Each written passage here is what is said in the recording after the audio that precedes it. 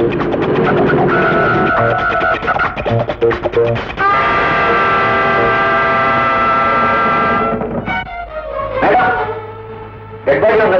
Ring దొరికింది madam. ఒక్క మాట, ఎలాంటి పరిస్థితుల్లోనైనా సరే నీ చేతి నుండి ఈ ఉంగరం తీయకూడదు. తీస్తే నా మీద ఒట్టే.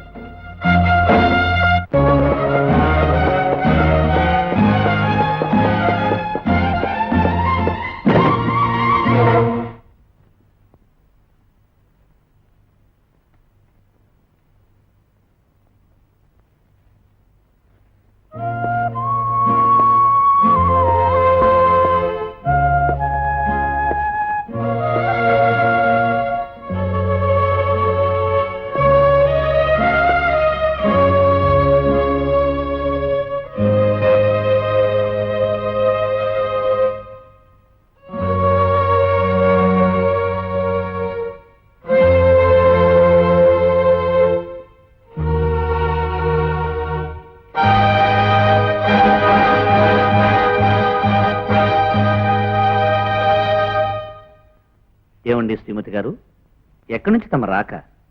ఓ హత్య జరిగిన స్థలం నుంచి. చాలా టెన్షన్ గా కనిపిస్తున్నారు. కారణం ఏమిటో? హంతకుడి వెంట పడ్డాను, కానీ కాస్తలో తప్పించుకున్నాడు. నీ నుంచే తప్పించుకున్నాడంటే హంతకుడు చాలా అసాధ్యుడన్నమాట. తప్పించుకున్న ఏ నేరస్తుడైనా పట్టుపడక తప్పదు. నేను ఖచ్చితంగా అతన్ని పట్టుకుని తీరుతాను. Best of luck. Thank you. ఏమండి, నేను మీకు కానుకగా ఇచ్చిన ఉంగరం ఏది?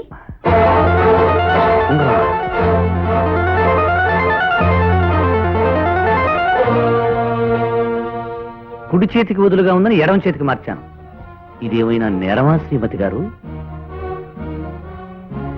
అవును, హంతకుణ్ణి పట్టుకుని ప్రశ్నలు వేయవలసింది పోయి నీ భర్త నన్నే పట్టుకుని ప్రశ్నలు వేస్తున్నావు. ఏమిటి విశేషం? అబ్బే అదేం లేదు.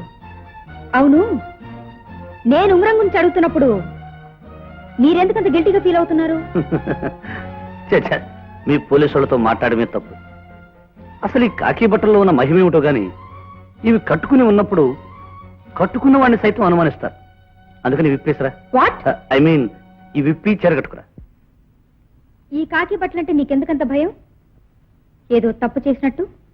భయం కాదు డార్లింగ్, ఈ కాకి బట్టల వెనుక ప్రేమించే మనసు కాస్త మరుగున పడిపోతుందని ఇవంటే అయిష్టం. వెళ్ళి డ్రెస్ మార్చుకురా.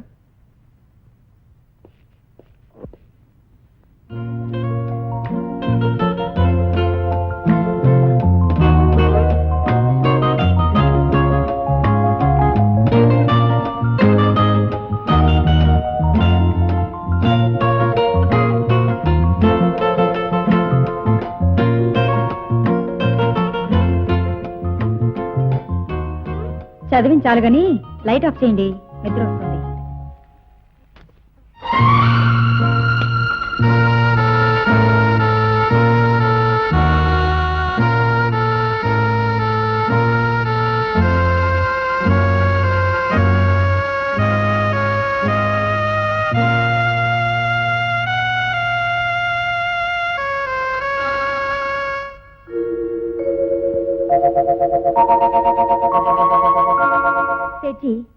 ఆ మధ్య మా వారి కోసం మీ దగ్గర ఓ డైమండ్ రింగ్ కొన్నాను, గుర్తుందా? బాగా గుర్తుంది మేడం జీ. కొత్త రకం డిజైన్ తో ప్రత్యేకంగా చేసిన రింగ్ అది. సరిగ్గా అలాంటిదే మరో రింగ్ కావాలి. చేసింది ఏమైనా రెడీగా ఉందా? అదేమిటి మేడం, నిన్ననే.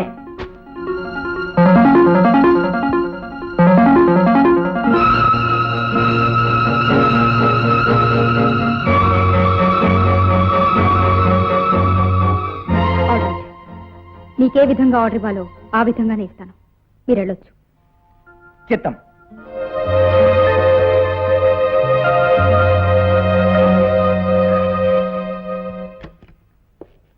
Good morning doctor. Hello, good morning inspector. కూర్చోండి. Thank you.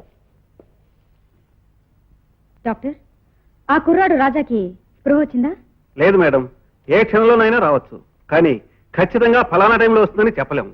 డాక్టర్, ఆ కుర్రాడు త్వరగా స్పృహలోకి వచ్చి తను చూసిన నిజం చెప్పాలి. ఆల్రెడీ సిటీలో 3 దారుణమైన హత్యలు జరిగాయి. ఆ 3 హత్యలు ఒకే మనిషి చేశాడని మా అనుమానం. ఆ హంతకుని గుర్తుపట్టగలిగేది ఈ కుర్రాడు ఒకడే.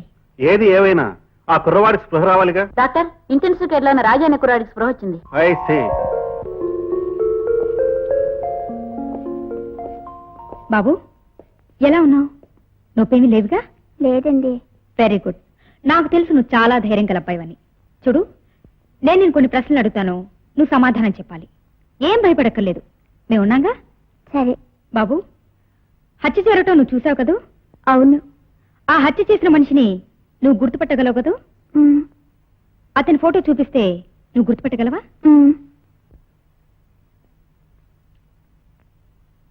ఇతనా? కాదు. ఇతనా? కాదు. ఇతనా? కాదు.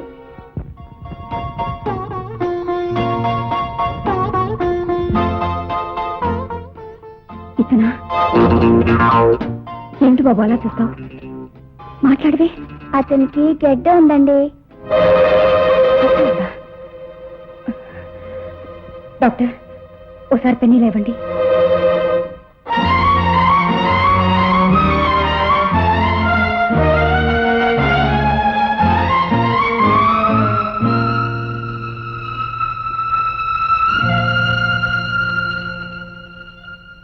ఇతను కాదు కదూ?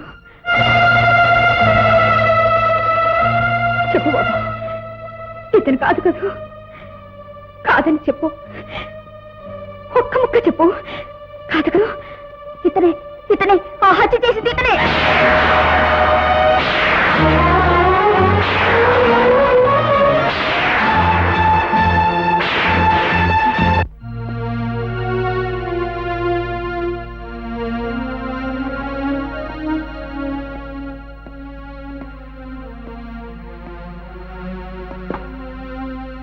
సార్, అందులో ఉన్న కుర్రాడికి స్పృహ వచ్చింది. అతను హంతకుని గుర్తుపట్టాడు. Is it? అవును సార్. సామ్రాట్ని, రంగారావుని, విక్టర్ని ముగ్గురిని హత్య చేసింది ఒకే వ్యక్తి అని నిరూపించడానికి తగిన సాక్ష్యాధారాలు లభించాయి.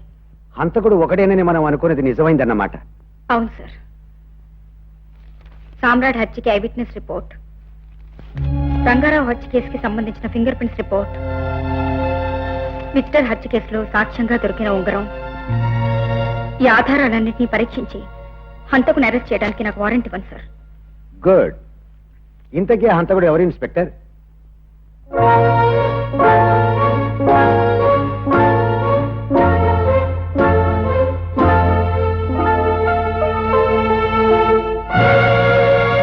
జ్యోతి,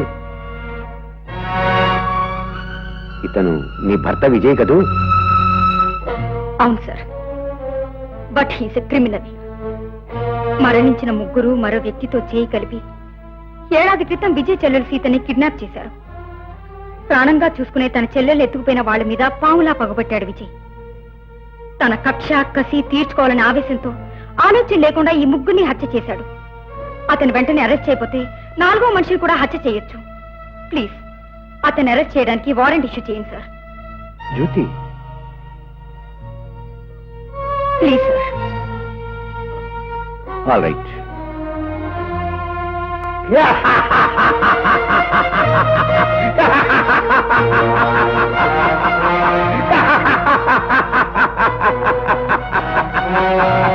గోవిందు, రే గోవిందు, శుభవార్తరా, రారా, త్వరగా రారా. వస్తున్నాయి గారు.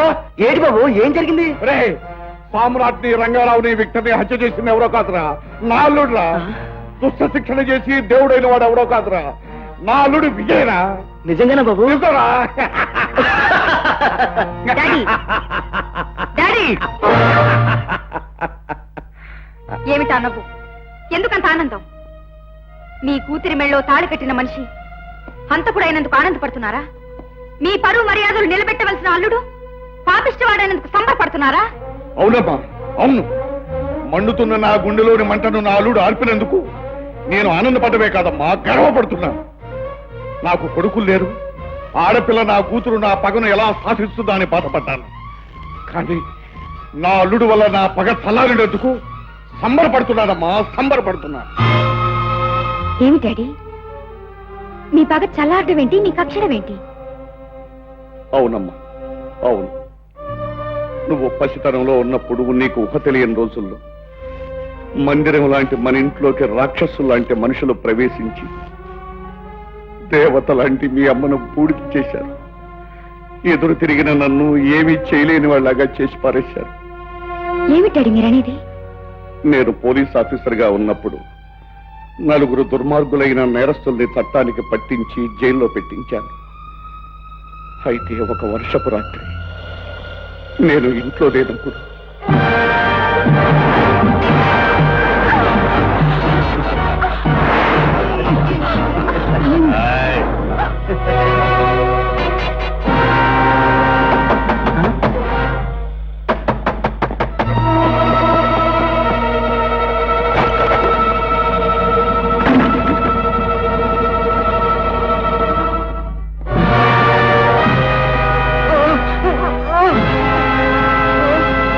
గోవిందు!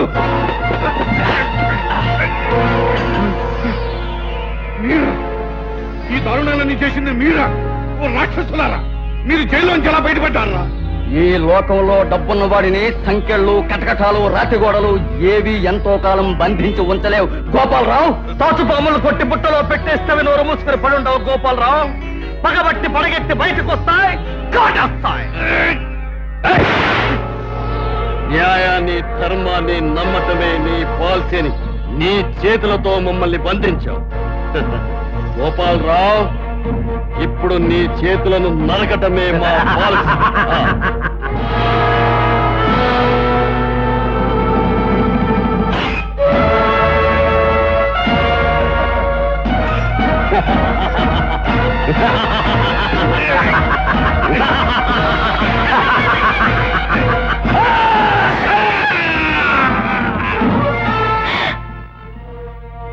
Oh God! ఆ విధంగా నన్ను చేతులు లేని వాళ్ళ చేసి ఏమీ చేయలేని వాళ్ళ చేసి వెళ్ళిపోయారమ్మా నీచులు.